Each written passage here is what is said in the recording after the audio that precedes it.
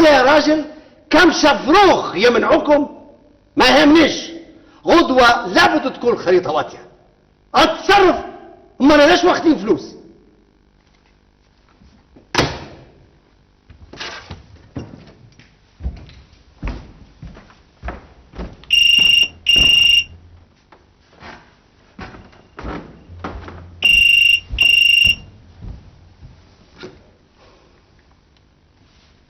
الو، ايوه.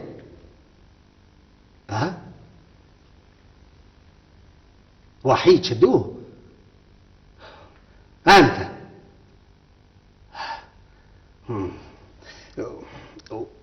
لياما مركز رفعوه مكتب المكافحة. باهي باهي باهي باهي، هاني ماشيله.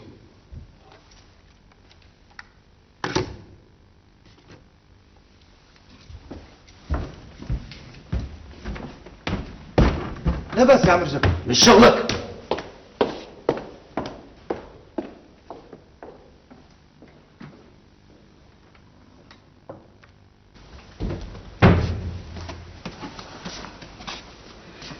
بالله من كان يصدق ان هذا كله يصير في عمارتنا.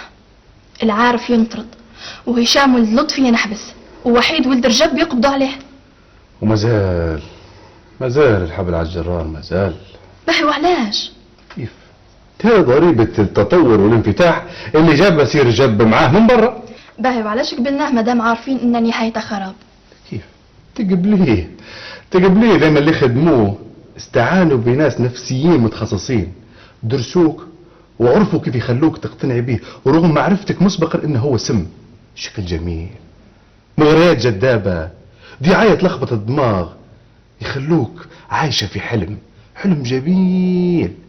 وبعد ما يسحبوا رجلك ويخلوك معاهم، هذاك الوقت بس تكتشفي ان هم ضحكوا عليك.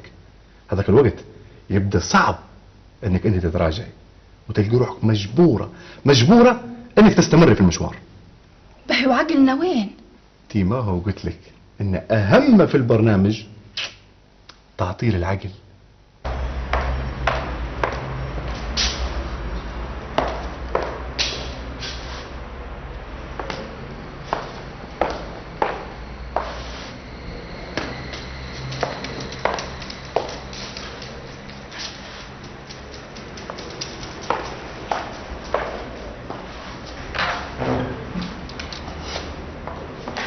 ابوي كرفوني التزورة يا ابوي، كلم اصحابك بسرعة. ابوي كرفوني غالي هاي الموت يا ابوي.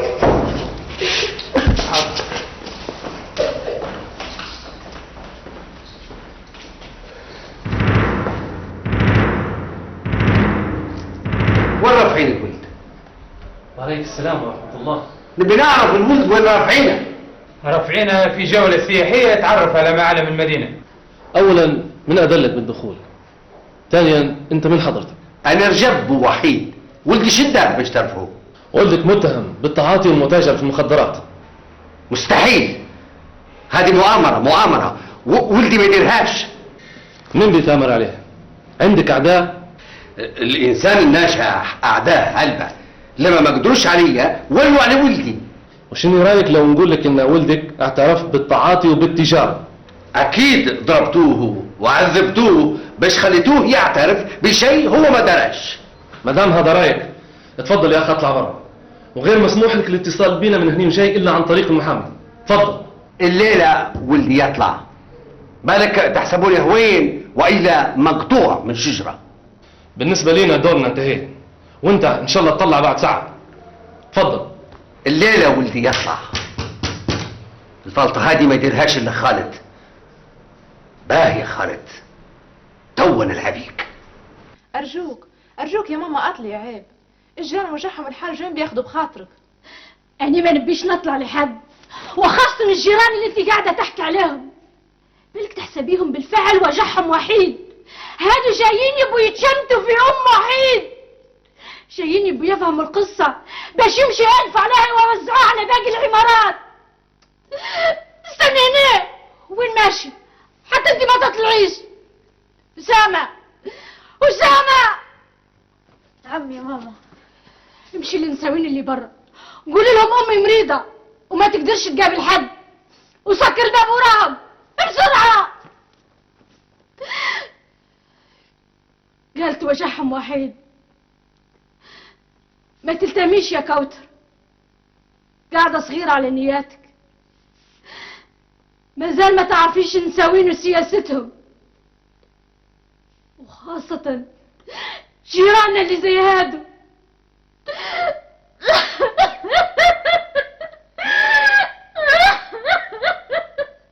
الو ايوه الاستاذ مصطفى موجود. قول لرجب باهي.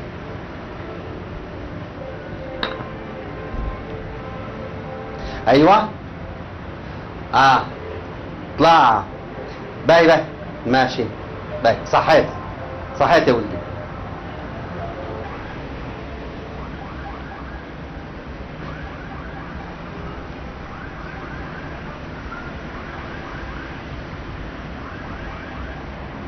الو مساء الخير، بالله الاستاذ سعيد موجود؟ معناش. ماشي بالله قولي لي اتصل بيك رجب. باهي مع السلامه.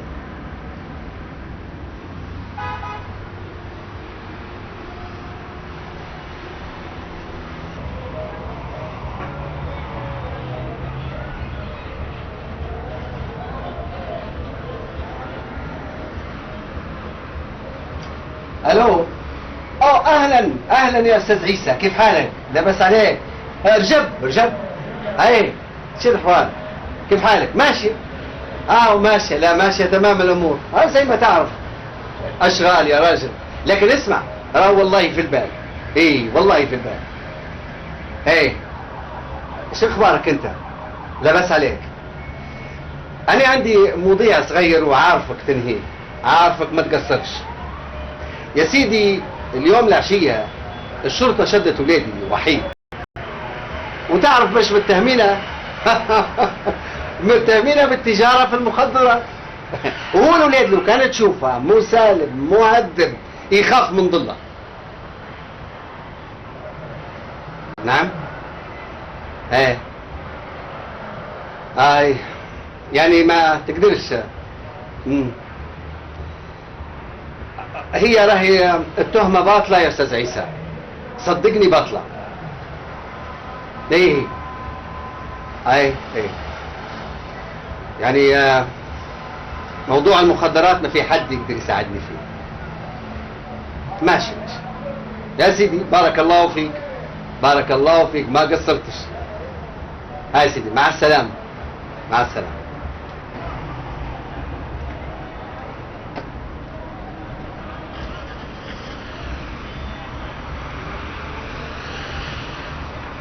الو بالله الاخ مفتاح لو سمحت. قولي لي رجب.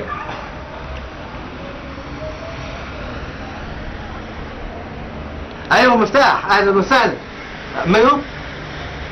ولده. اهلا وسهلا. وين بوك؟ طلع السفر برا. ماشي بالله لما يجي يقول اتصل بك رجب. باهي مع السلامة.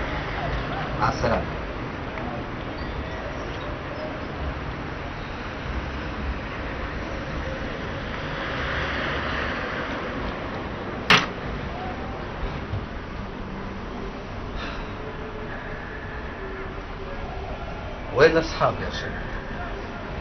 وين اللي كنت عاد عليهم؟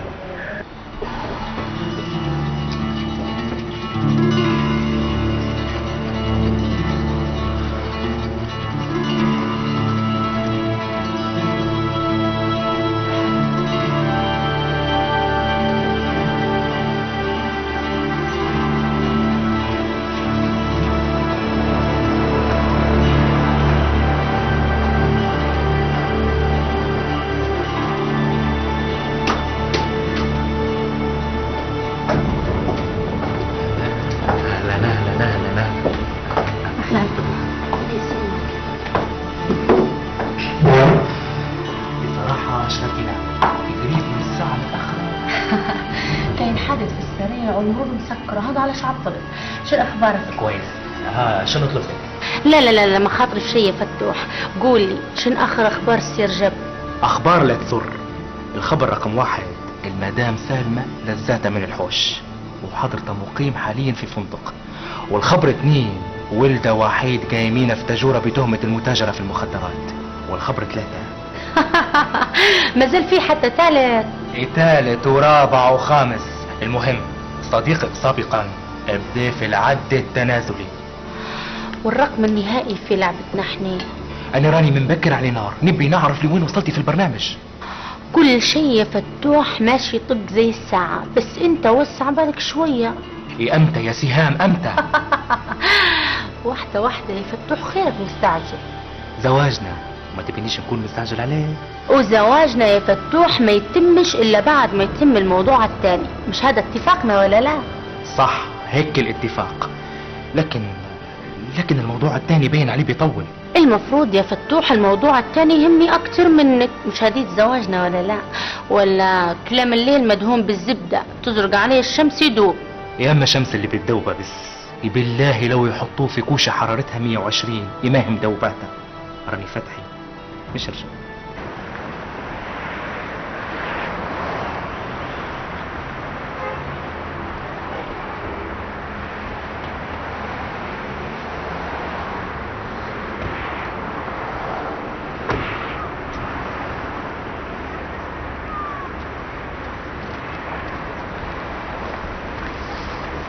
السلام عليكم. وعليكم السلام ورحمة الله وبركاته. انت الاخ خالد؟ ايوه انا خالد، تفضل. انت من سكان العمارة رقم 1. مظبوط. انا ممكن تتفضل معنا اسواق من زمان المركز؟ لا بس على شنو؟ في بلاغ ضدك من جارك، قال فيه انك اعتديت عليه بالضرب وبألفاظ نابية. انا؟ بالك غلطين، لاني انا عمري ما ضربت حد ولا الكلام هذا اقوله في المركز. تفضل معنا. باهي نبلغ العويلة فوق بس يعني. تقدر تبلغهم بالهاتف في المركز بعد التحقيق. تحقيق؟ الله غالب. بس بوي كلف له زوز محامين ممتازين، في امل كبير انهم يطلعوه. انا اللي وجعني في الموضوع يا اشرف الفضيحة قدام سكان العمارة والعمارات اللي بحداها. يا ريتك غير شفت المشهد بس يا اشرف، ناس زي التراب، صغار وكبار. تصور حتى اللي خاطم الطريق وقف واسمع لك قعدة تعليقات اشكال والوان. فعلا موقف صعب. ها احكي لي انت وين قاعد توا؟ قاعد مع خالتي، كل يوم نحاول نتصل بيك، يشرين التليفون لين يفصل وما يجي مع حد. خير عاطل؟ لا مش عاطل، لكن بعد المواجهة مع ابوي قاموا الاجهزة كلها باش ما نتصلوش ببعض. حتى في الجامعة نسأل عليك في البنات يقولوا معجد. منعوني حتى من الطلوع. أنا آسف، كلها بسببي.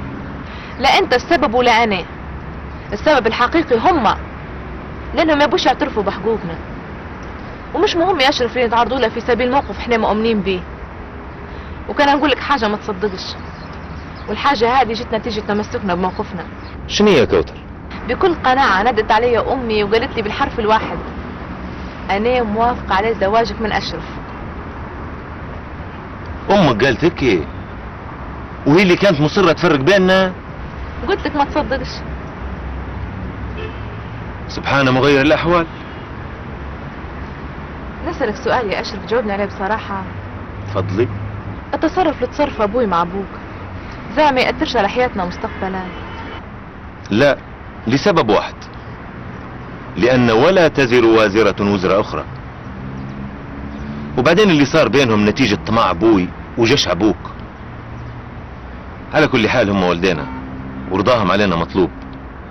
أنا نحاول من جهتي وأنت حاولي من جهتك، لعل وعسى ننجحوا في ترتيب قلوبهم. قعدت نقول له يا فندي عيب عليك يا خالد يا ولدي، عيب عليك، انا زي ابوك، عيب الكلام هذا اللي قاعد تقول فيه. ما باش اسمع الكلام يا فندي، ما باش اسمع. حرام عليك يا راجل، حرام عليك يا فندي. انا هامس والله طول النهار في المصنع ما غبتش هامس. من فضلك يا اخ خالد خليه يكمل.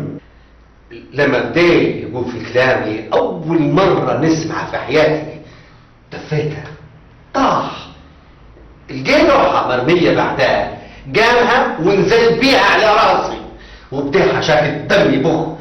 تعرف يا فندي لو انا ما نديرش بالخير راح دماغي مفلق على زوز. وبعد ظروفك يا اخ رجب شنو دار؟ خلاني مرمي ومشى وسيبني. كان في شهوده؟ ربي بس هو اللي كان شاهد.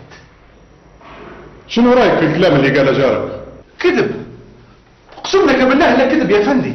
انا امس طول النهار ما طلعتش من المصنع، وتقدر حتى تدير هاتف وتتاكد اني انا امس ما طلعتش. بعدين انا مش بنضربه، شو في بيني وبينه؟ انا يا فندي وعلى عيون الجيرة مسامحة ومتنازل على الدعوة، بس المهم ما عادش يقربني ولا يجي في جيبتي.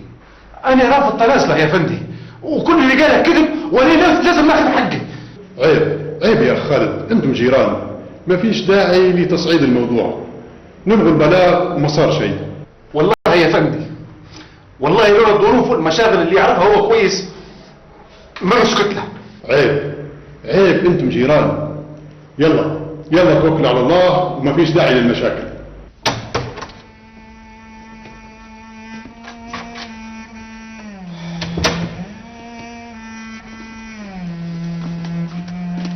عشان ساعة حكم عليهم بالحبس. حتى هشام حتى هو قداش حكموا عليه؟ عامين. والمحامي اللي درناه ما دار شيء. المحامي دار جهده مسكين. بعدين ولدك جاته في الريش قدام اخوك خليل. قداش حكموا عليه؟ 7 سنين. هذاك يستاهل دارها بيده. شو بدير في هشام؟ المحامي قال ما زال قدامنا فرصة الاستئناف، ممكن يخففوا عليه الحكم.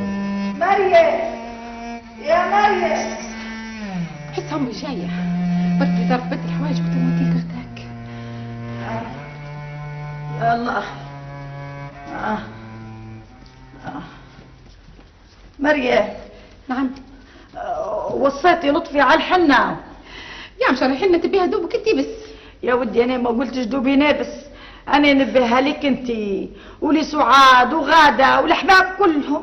حتى نراهم نحنك على السعاد. ده يا حنان وراس راسك يا غاليه، ما تحنيك حناك الا انتي لولا. هيا يا حنان مسلسل قريب يبدا. فكرتيني فكرك في الشهاده. جيبي لنا الغداء في الصالون. الصالون يا مستقبلوا فيه في الضيوف مش دار ماكله. يا بنيتي قداش مرة يا مريم نقول لك حطوه في دار التلفزيون. هو راس جهاز واحد، حطوه في دار كيف احنا علاش بنتفرجوا يعني؟ تعالوا تفرجوا معاي في دار. ويصير منك كلام هذا؟ حنان لو نمشي نتفرج بروحي. لا يا حنا لا، هاي نمشي انا وياك. هاي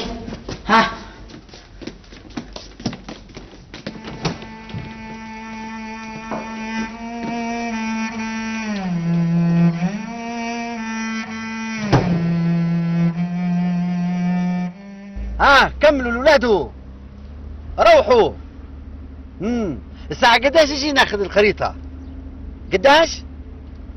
ايوه متأكد نلقاها واتية كاملة. ماشي.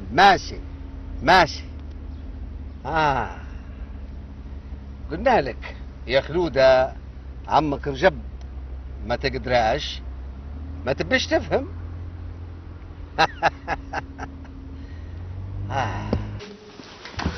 خيرك، نحس في روحي نرعش باللي فيه. وعلاش ما رعشتيش يوم ما درتي الفالطة؟ بدي احكي لهم انت باللي صار واطلبي منهم السماح على لساني. ما ينفعش، لابد تعتذري بنفسك. مساء الخير استاذ خالد. مساء الخير، تفضلوا. أبلة مينا موجودة؟ موجودة، لحظة بس.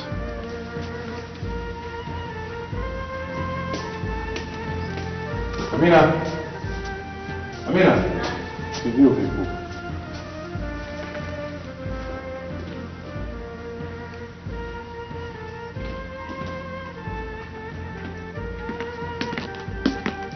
أهلا وسهلا.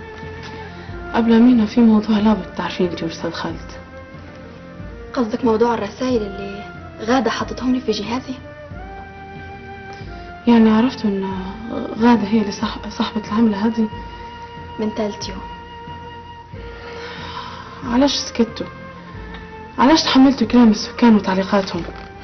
لأننا كنا متأكدين أن غادة كانت مجبورة، مسيطر عليها وحيد ولد رجب، وطبعا ما تقدرش ترفض له أمر. استني يا غادة، استني، تعالي خشي، تفضلي سعادة.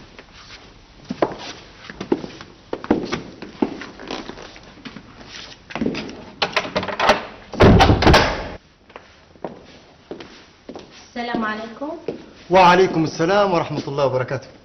شنو الأستاذ جاب مازال ما جاش؟ لا جاي من بكري، غير طلع شوية عنده شغل في المكتب اللي فوقنا. تفضلي استريحي. شكرا. من الصبح وانا نحاول نتصل بيكم ينادي وما يردش حد، امال التليفون فاسد؟ لا والله مش فاسد، مسلول. علاش؟ والله البارح الأستاذ رجب كان متضايق شوية والهاتف ما بطلش تشرين. شوي نحى الخيط وقال لي راك ترده. اهلا سيان. اهلا اهلا. تفضلي.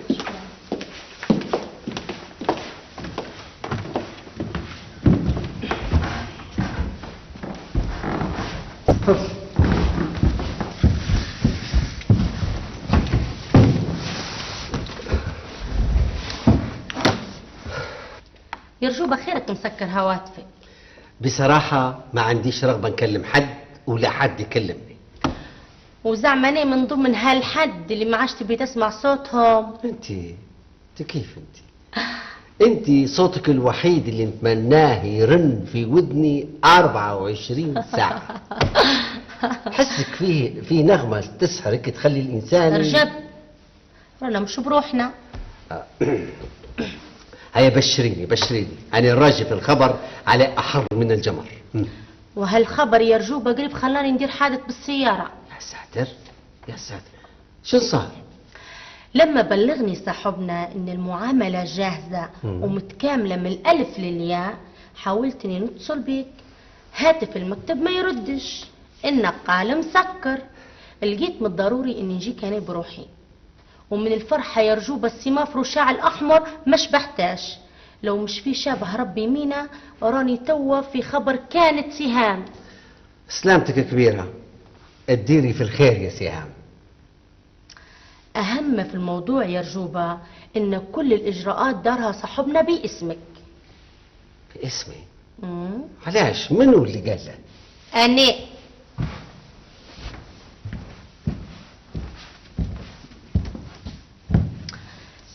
لأن يا رجوبة لو تمت كل الإجراءات باسم لجنة العمارة وصار في تصعيد وحولوا، تطلع بيدك على راسك، لكن بالشكل هذا كل شيء ملكك وبالقانون.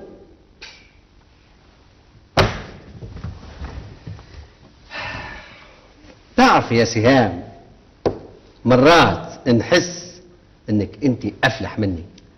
عفوا يا رجب، ماني الا تلميذتك.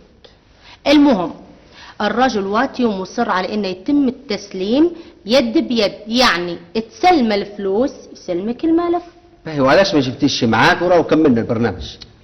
يبي يتم التسليم في مكان عام، يعني لا ما كتبك لا ما كتبه. انا ما عنديش مانع. باهي خلاص توا يعني نشوفه ونعرف منه المكان اللي بتتقابلوا فيه وبعدين نكلمك، غير خلي هواتفك مفتوحة وتراجي مني مكالمة. انا مانيش متحرك من هنا لين تتصلي بيا. ما نتأخرش عليك.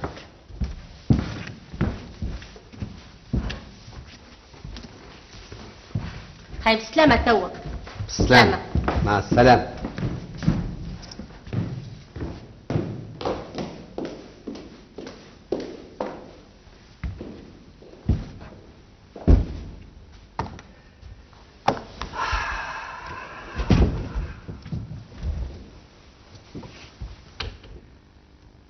واخيرا يا رجب وصلت للي تبيه. 20 دكان فوقهم 20 مكتب وتولي فوق الريح.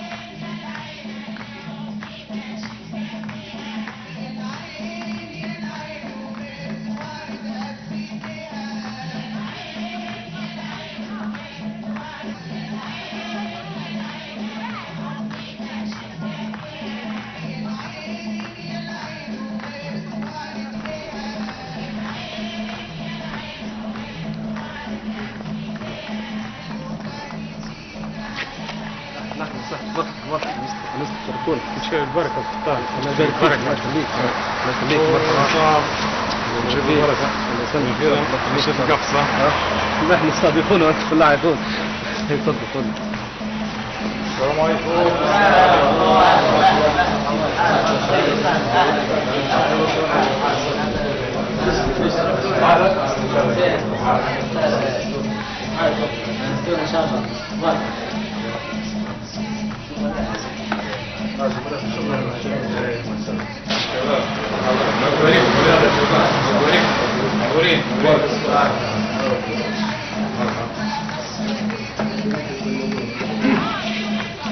السلام عليكم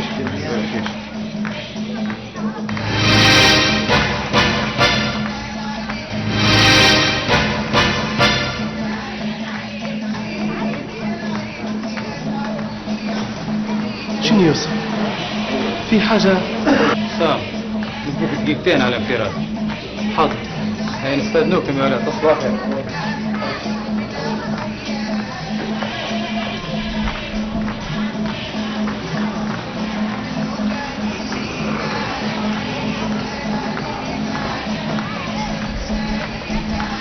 مش معقول، مش ممكن.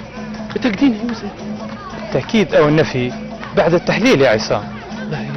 ما هي يجب الموضوع يغضب. الأوامر اللي عندنا لازم يتم تحليل الليلة وإن شاء الله النتيجة تطلع سلبية. وحنين نوعدوك نرجعها في أسرع وقت ممكن إذا كان طلع التحليل سلبي.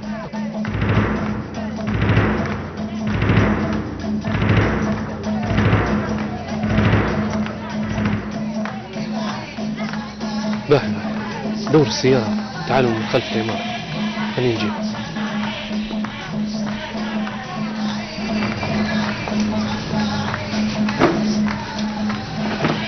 خير يا عصام شو فيه؟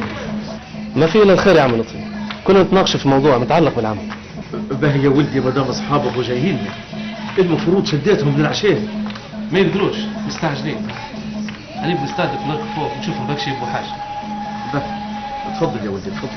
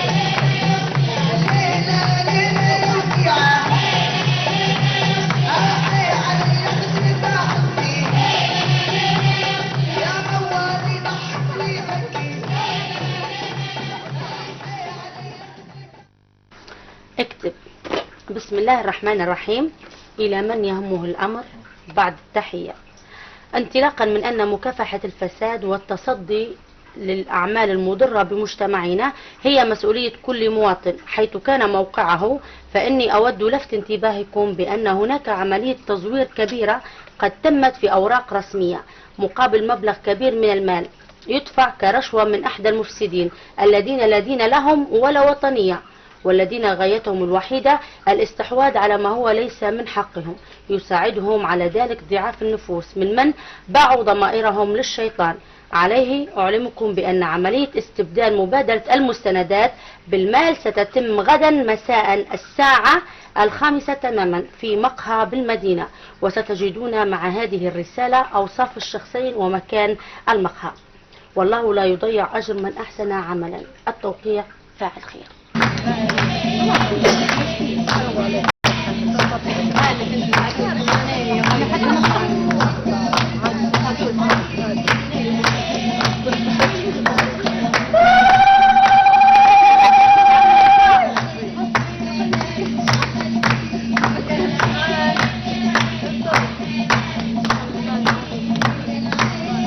شنو يا عصام؟ تبي حاجة؟ في حد في الصالون؟ علاش؟ في حد ولا ما فيش؟ ما عرفش دقيقة.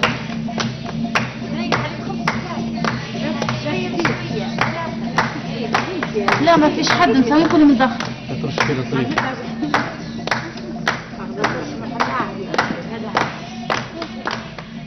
خش يا عصام.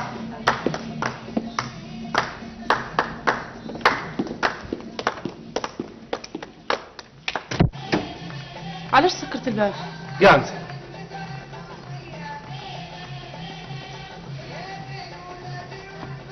احكي لي بالتفصيل عن العلاقة اللي بينك وبين وحيد ودرجبتك. ما فيش بيني وبينه أي علاقة. لا فيه. وحيد اعترف بكل شيء. أنا يا عصام. قديش ليك تتعاطي معاه في مخدرات؟ أنا نهيت علاقتي بيه من اللي نحبس. سيبت المخدرات. صدقني ورا سعاد ما نقول لك كلها في الحقيقة. لما كنتوا تتعاطوا مع بعض كان كل واحد ويبرته ولا تستعملوا في إبرة واحدة؟ كان ديما يبرة واحدة. اسمع، دوري أي عذر تغيبي بيه ساعتين ولا 3. علاش؟ مكافحة يستنوا فيك تحت العمارة. لا يا عصام، تربح ورثوا خيي ما تخليهمش يرفعوني. أما أنا تبت ورثت بوي لا تبت. ما نقدرش نمنحهم، ما عنديش أي صلاحية. كلهم رئيسك. أنا وقت خطيبتك اللي بعد ساعات تولي مرتك. أرجوك يا عصام، أرجوك تحميني من الفضيحة. وقفي يا غالي، وقفي، ما تخافيش. أنا متفاهم معاهم إنك تمشي وتجي بدون ما حد يشعر بيك. أيوة يرفعوني. في تحليل بيديروه بتروحي. تحليل شنو؟ تحليل ايدز. ايه ده؟ كان المفروض كنت تفكر في العواقب قبل ما تخليه يضحك عليك. المشي لابد تمشي معاهم. كان عندك حظ تكون نتيجة التحليل سلبية.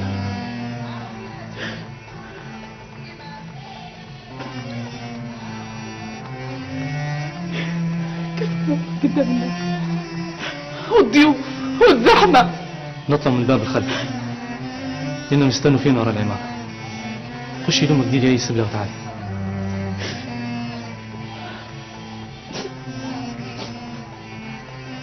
لو النتيجة طلعت مش سلبية شو بيكون مصير؟ فالي خير، هي خوفي روحك.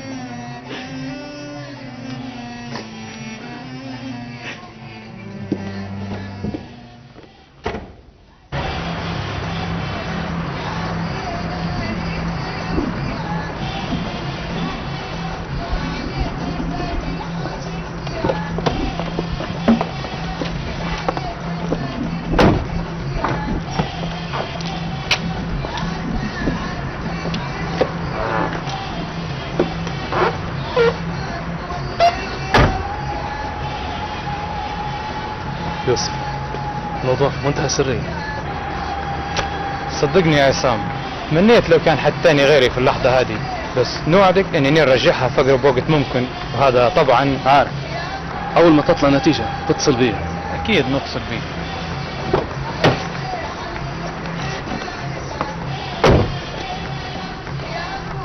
غادة ما تخافيش، خليك هادي، اللي رافعينك زي اخوتي بالضبط.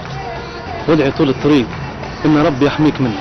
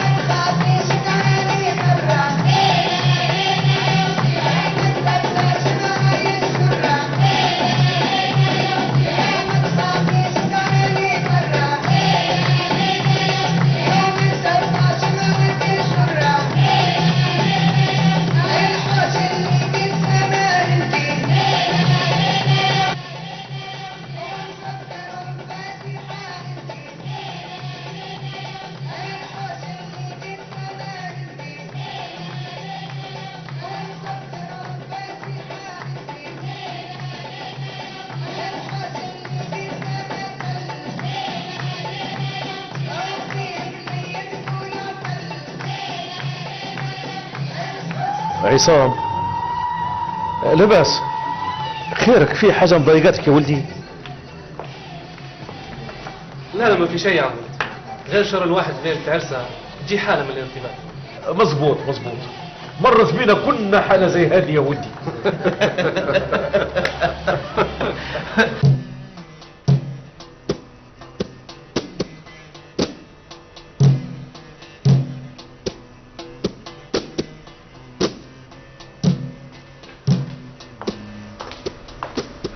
لحظة من فضلك يا أستاذة سلام.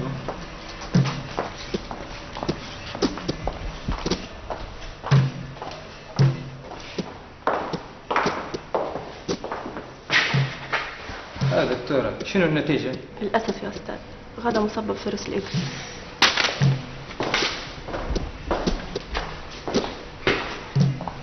لا حول ولا قوة إلا بالله العلي العظيم. شو النتيجة؟ يوسف شو النتيجة؟ للأسف أنت رك. لا لا لا تقولش إن عندي. مع الأسف أنت مصابة.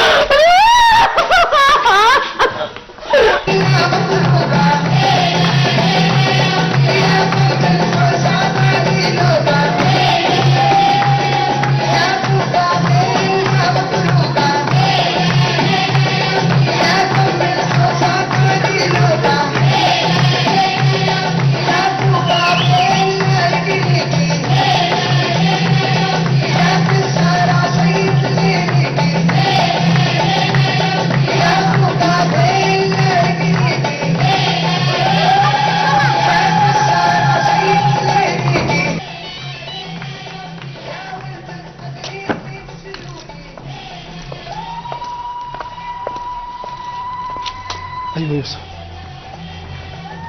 شو النتيجة؟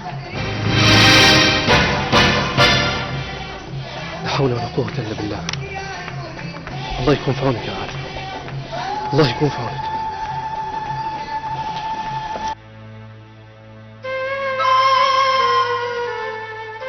تهورت يا غالي، لكن لابد تعرفي إن مش وحيد اللي ضحك عليك.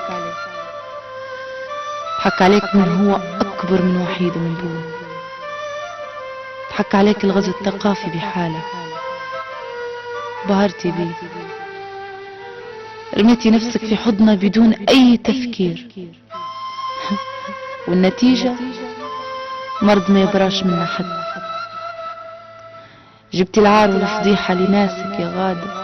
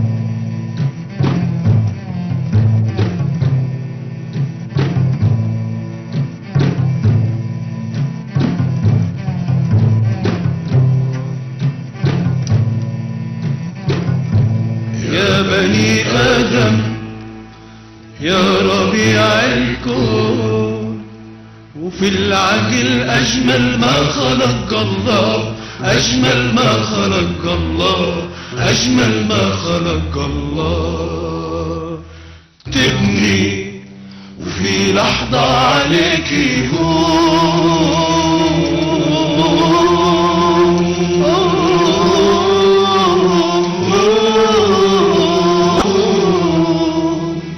تهدي اللي بنيته على شلوه.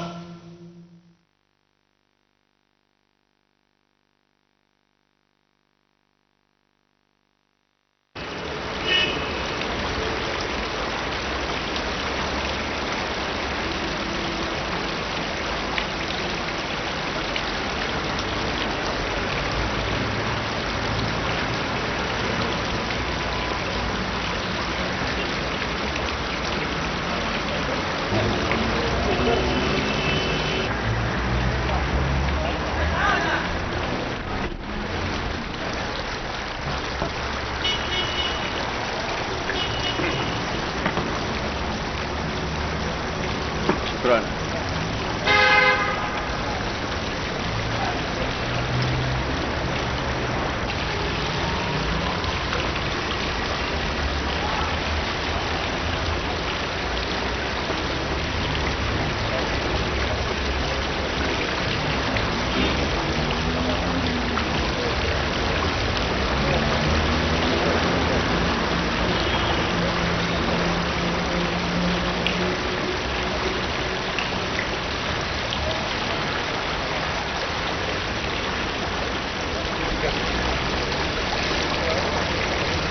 أستاذ رجب،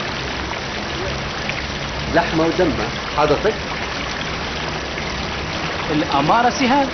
أهلا أهلا أهلا وسهلا أهلا وسهلا. هيا تفضل تفضل. أنس أهلا وسهلا تفضل. أهلا وسهلا. أمال هي وين؟ قالت لي تلقاني نستنى فيكم على الأستاذ رجب. هي اتصلت فيا من بكري شوية وقالت اللي هي ما تقدرش تجي لأن عندها ظرف مهم، وبعدين يا سيدي هي كملت دورها، ما اعتقدش ما زالت تلزمنا. مظبوط ولا لا؟ مظبوط. نخشوا في الموضوع. سهام قالت لي انك انت كملت الاجراءات وبشكل قانوني. ما غفلتش حتى على حاجة. تفضل شوف بروحك.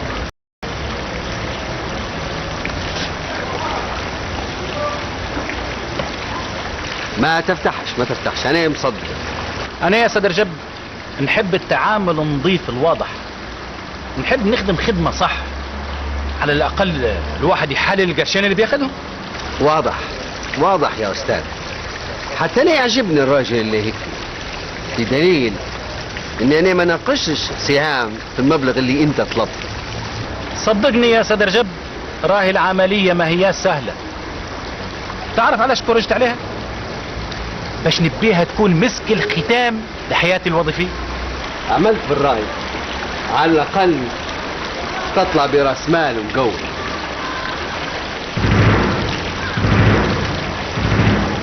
أمرنا بالقضاء مراقبة شيء. هات اللي في ايديكم، مقبوض عليكم بتهمة الرشوة والتلاعب في مستندات رسمية. استنوا شوية يا جماعة، نتفاهموا يا جماعة، نتفاهموا. مفاهمة قدام قاضي التحقيق. هاي نوض انت وياه. افتح جيب السيارة. هاي نوض انت وياه. أنا نمشي معاك وين ما تبي، بس نحي ايدك من دراعي لأني يعني رجل معروف. امشي وانت ساكت.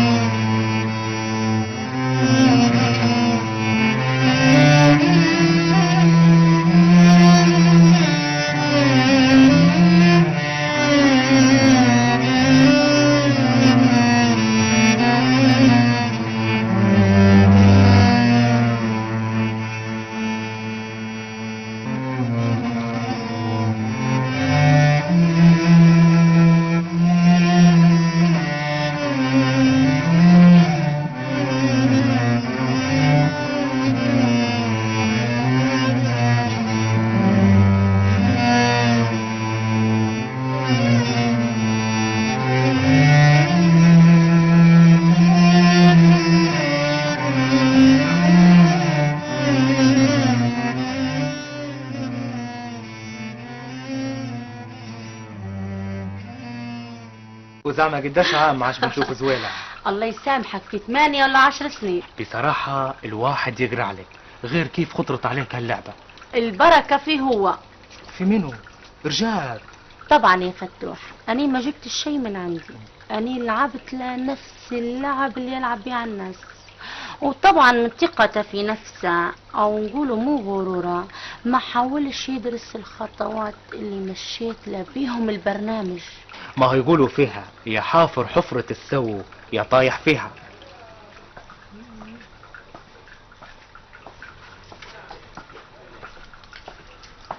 السلام عليكم. وعليكم السلام ورحمة الله وبركاته. أهلا أهلا. أي خدمة يا جار؟ تفضل يا أخ فتحي، هذا إشعار بإخلاء المكان في ظرف شهر من تاريخ اليوم. ممكن نعرفه من حضرتك؟ أنا يا أنسة عميل لجنة العمارة جديد. بس أنا عندي عقد لمدة 3 سنين، وهو حتى شوف بنفسك. من غير ما نشوف. العقد اللي عندك هذا ملغي، لأن اللجنة اللي وقعت لك عليه انتهت، وأمينها هونا بالحبس. لعلمك يا أستاذ البلاد فيها قانون ومحاكم، ونقدر بالعقد اللي عندي نرفع ضد قراركم قضية. والقضية هذه بترفعها باسمك ولا باسم الملك الحقاني؟ هاي ننصحك ارفع بضاعتك قبل ما تخسرها حتى هي، لأن عندنا ما يثبت انك انت يافطة بس، ورجب هو الملك الحقاني.